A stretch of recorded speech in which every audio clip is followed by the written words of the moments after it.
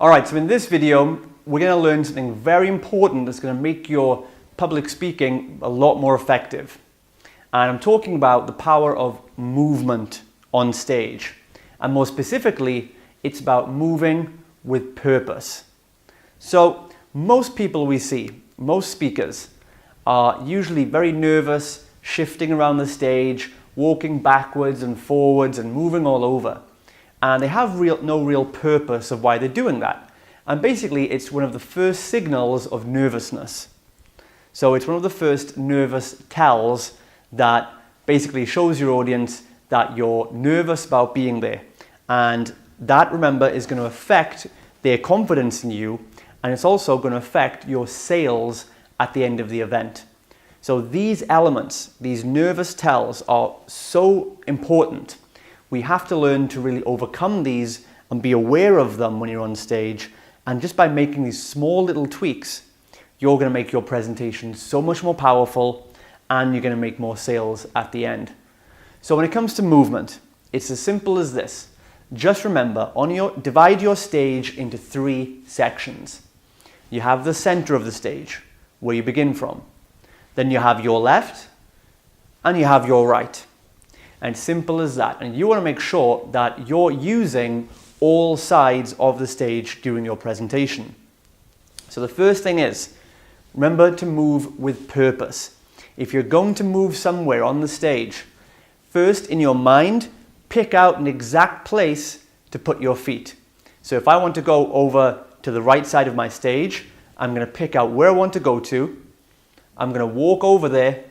I will position my feet, and I'm in this place. And that way I don't lose any of my presence or my authority on stage. Then when I know I want to return to the middle, I simply pick my spot, pick the spot on the floor, and I'll walk back over, and then again firmly plant my feet down and be back in the middle. Like I said, most speakers tend to wander side by side, not really doing anything, wandering back and forth. So make sure you know exactly where you're going to go and know what it's for. Now the next point to remember with this is that we want to use movement in order to emphasize our stillness. So being still is just as important as moving. And more importantly, we want to be still when we're delivering an impact line.